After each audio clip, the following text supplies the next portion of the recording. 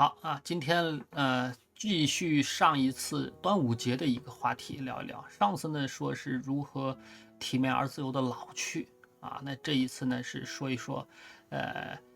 那一次提及的一本书啊，以及一个突然发觉值得做的一件事情啊。这件事情是什么呢？就是每年呢应该定期更新一下自己的遗嘱。为什么呢？大家可能注意到了，就是以往啊。我们每年会有这个，比如说贝索斯啊，他每年呢会给一个股东一个大会，一封信啊，来阐述这个我们是谁，我们我们从哪来，我们要去哪儿等等吧。啊，他的那封信十几年积累下来呢，也变成一个行业的经典啊，因为就是他的这个信吊着这些股东的一口气儿，吊了十几年，终于 AWS 盈利了。好，那么类似于这样，每年有一些大牛或者成功人士每年呢会公开发布自己的个人新年总结啊，就是年度总结报告，把去年自己做了哪些事情啊，比较骄傲的事情啊或者失败的事情呢列出来，然后呢规划明年。国家也是这样，国家每年呢会定期出白皮书啊、蓝皮书啊、黄皮书啊、绿皮书什么的，把国家各个领域方面过去一年的这个成果列一下，然后呢规划下一年的，或者说下面3年、5年等等啊。那么有一个观点呢，就是我们每个人值得把自己当成一个公司或者一个企业实体呢，去经营、管理以及观察和规划。那么，但是问题是什么呢？遗嘱不一样啊，遗嘱它其实是有法律效应，但是法律效应那一块呢，是人家只是要求几个要素啊，就是第一呢，你要有公证人，其次呢，在你意识清醒之下要签名啊，然后呢，你的这个签名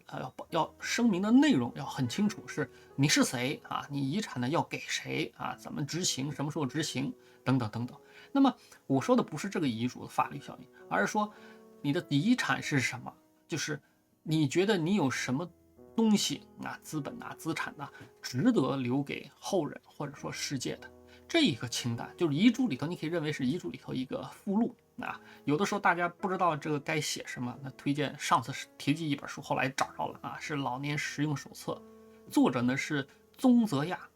中山大学毕业，他呢是旅日华侨，本身呢是干过电子工程师，而且呢是之前的在中科院所属研究所工作过，现在呢是专注于日本近代史以及民间风俗文化的研究啊。代表作大家知道的有清日战争啊，清朝跟日本战争，明治维新的国度啊，清日甲午战争写真集等等等等。那么这一个等于说是半路出家的历史学家，结果他掉头啊，这个是22年3年前出了本书叫《老年实用手册》，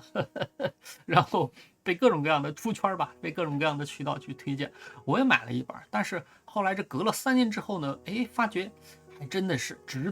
得开始啊？为啥呢？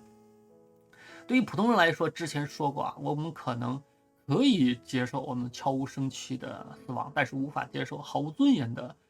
死去啊，这个是一个基本的人格尊严的事情。但是你怎么样，就是但是这个老年使用手册它为什么是一个旅日华侨写的？因为日本呢应该是全世界手账文化最富集或者说发源地，所以这个手册呢，它最有价值的地方不是说它里头的陈述，就说 OK，你的一生啊，你的一生包含什么？家庭啊、金融葬事安排还有什么速查表？这个速查表实际上是最有价值的地方，就是我建议或者是想通了，每年应该开始更新的这个遗嘱的附录，就是所谓的你的就是我的就是你自己的私人资源吧，这个复查表。为什么这么说？像之前的那些牛人嘛，成功人士，他每年的个人年度总结，大多数呢实际上是给自己的团队或者说是公司一个打劲儿，就是你看我都这么努力了，大家至少要不弱于我的这种努力。每年呢会有这个新的习惯，看了多少书业绩有什么什么等等等等。那这些都是工作领域方面，这个行为跟每年要去私自去更新自己的简历是一样的。当然，很多牛人工作这么多年啊，单单是根据他的这个叫社会资源或者说朋友的推荐，可以平滑的去在各种各样的这个大厂里头去平移啊，那么不需要简历了。但是每年更新简历呢，有利于啥呢？让每个人看清楚在自己的工作领域当中和社会的期待，就和你现在拿到的这个薪酬或者岗位级别，社会对你当前所处在的职级的这个期待是不是能对齐？你如果对齐，甚至于超过，那你可以心安理得的自信满满在你这个岗位上干。如果对不齐了，那说明你其实是用你的个人的声望或者其他的加成再拿了一些溢价，这是很危险的状态，随时随地会被 OK 清退掉，清退掉。所以，但是简历呢，它是跟个人的每年的什么工作回顾或者说这种公开的这种报告它呢是窄领域，只是对于你所从业的行业领域的这么一个自我认知的一个对齐。但是遗嘱不一样，或者说精确来说是你未来会真正使用的那个遗嘱的一个附录，就是你的个人资源速查表。这个呢，在老年使用手册当中给出来一个范例能够让你理清楚怎么去理这些东西。实际上，如果告诉你就是一个原则，假设因为大家都知道嘛，向死而生，我们只要是一出生，那么共通的、公平的这个结局都是去死亡甚至于你都不能说下一秒钟你是不是很安全，明天是不是很安全还活着，因为随时随地飞机陨石砸下来你躲不掉，那出门被车撞你也躲不掉。所以向死而生的一个是认清楚我们一定会死另外一个是啥？什么时候会死不知道。所以老年使用手册本来是这个宗老师呢，他发现日本有很多越来越多的这种失智老人当他去真的发生意外之后，结果要有专业的甚至专业团队才能理清楚他身后的事情，这个对于社会来说其实也算一种浪费。你还不如在你神志清晰的情况下把东西都理清楚理清楚资源什么理清楚。但是这个理清楚有个什么好处这除了真正当遗嘱用，但是你每年我们人其实成年人了之后，我的这个不叫精神就是我的个性其实很难改变了。但是三观呢，很多时候很容易被大事生死大事或者自己一些顿悟去加以改变。那么其中的价值观每年都在变。那么你今年列出来，我觉得我可以留给后人的这些资产资源可能到明年觉得无所谓了这个还不如不留，你直接抛弃掉、废弃掉或者赠送出去都 OK 更不要说类似于什么图书电子产品，它都有这个叫一直在贬值，或者说叫报废状态情况之下，所以你都要列出来。这样列出来之后，每年你可以对自己过去这么多年，无论20年、30年、40年的积累，哪些是真正有用的，哪些是其实无所谓的，你有一个很清晰的理解这样有利于不是有志于有利于你对自己形成一个真正的中立的中肯的这么一个自我认知。否则大多数人我不知道其他民族是不是，中国人很容易是这样，就是会瞬间这个叫无限自信，或者说又瞬间到另外一端就无限自卑，就是极端，要么非常自信无限自信，要么非常自卑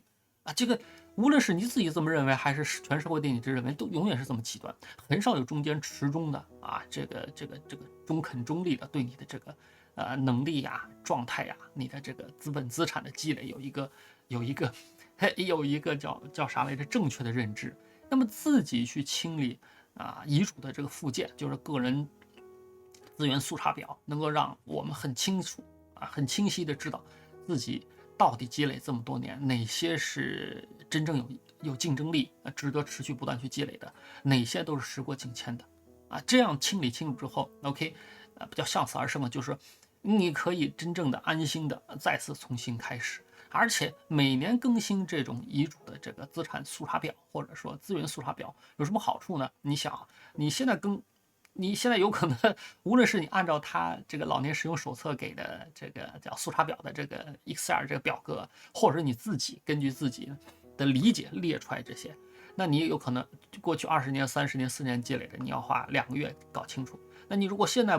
不清理，你到了8、90岁，你可能要花半年甚至1年才能搞清楚到底你有哪些东西，哪些是归你的啊，哪些你是可以馈赠出去、遗留下去，或者说干脆废弃的啊。那么如果每年更新的话，就会发现你每年要更新东西其实很少，因为每年你能够创造出来增值或者不是增值啊，就是识别掌握的东西其实并不多，对于普通人来说并不多啊。那么你还不如每年更新，这样的提高效能。而且就是不像以往啊，以往我们这个就不说古代包括现代，很多农民工啥的，这个都觉得自己一无所有，对吧？啊，这个到大城市只有打工啊，可能家里头那点地也是分的，你算不算你头上另说，也都是只有使用权啊，随时可以死了就死了算了。但不是现在，现在只要是你有一台智能手机，你会发现无意当中你的数字资产在增加啊，这个资产是不是能够转化成钱另说，但是这些数的资产它是自动积累的、自动采集的。那么我相信大家不希望你死了之后，对吧？十几年突然有人发现，哎，你的这个形象、你的这个口吻、你的这个叫所谓经验啊，被 AI搓成了另外一个灰色产业里头的一个什么荷官啊，或者是一个什么游戏里的一个人物，我估计你也不愿意啊，你也不愿意。所以，除了这种有形资产之外啊，无论是房地产的车呀，还是其他什么你什么认捐的树啊什么的，这另说啊，包括你家里头的这种电器啊、书啊什么这些另说。有形的资产之外啊之外，你的现在数字资产、数字形象、数字数据都最好理清楚，该退的退，该删的删，千万不要留给 AI 去，不叫祸害啊，就是说迷惑，或者说怎么说呢？反正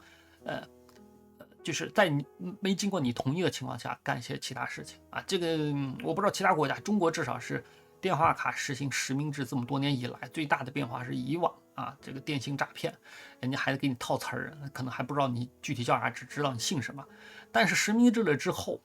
这个追踪或者说黑色产业灰产里头被贩卖的这种叫公民的这个信息是越来越全、越来越精确了。人家打电话直接上来就真名实姓问你你是不是哪天干了什么事情，然后然后进入剧本开始给你推这种这种他的这个诈骗流程等等所以而且是啥呢？跟银行里头账号是一样的。如果你万一身亡，或者说这个不能自理了，那么你的数字资产，你想让你的家人或者后人去处理，你至少要证明是啥呢 ？OK， 这些是你的。其次呢，你跟代理人的关系。其次呢，你是真的在有法律效应的神志清醒的清醒的情况之下，把这些数字资产的处理权呢授权给你的代理人。如果这3项甚至还有更多的，你证明不了，那人家不会给你处理，那就跟瑞士一样，会把2战的很多资产给蒙掉。那么数字资产，就你去看一下各大平台，无论什么样的系统，给你的用户手册里头都有这个数据从属权的这个说明他说是属于用户的，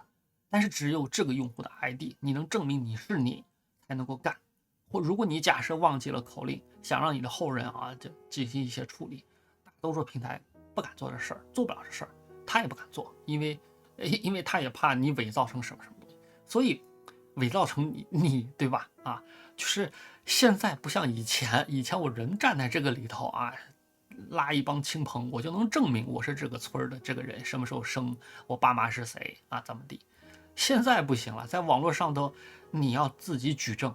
就是在网络上最困难一件事情是什么？你证明你是你，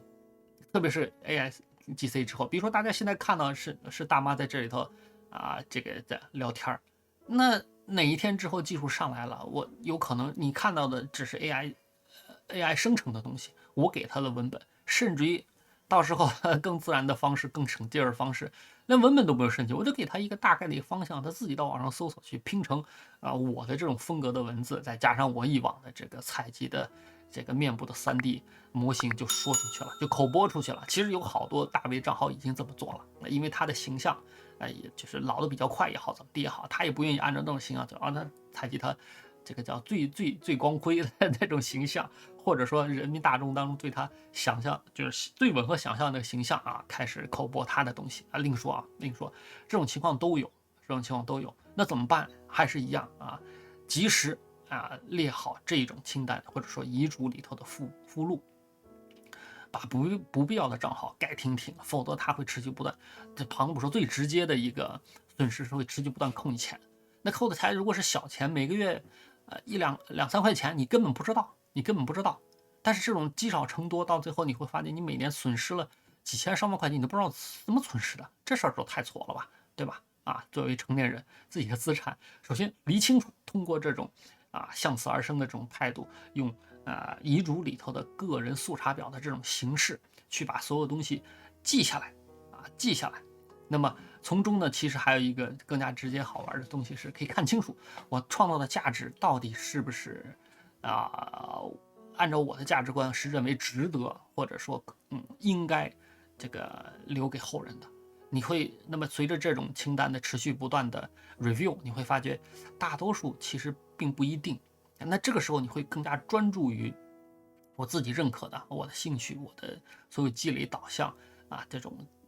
最值得的，就是说穿了是啥呢？价值最高的方向去积累，其他的呢，当你看清楚之后，就不用花精力再上头去折腾了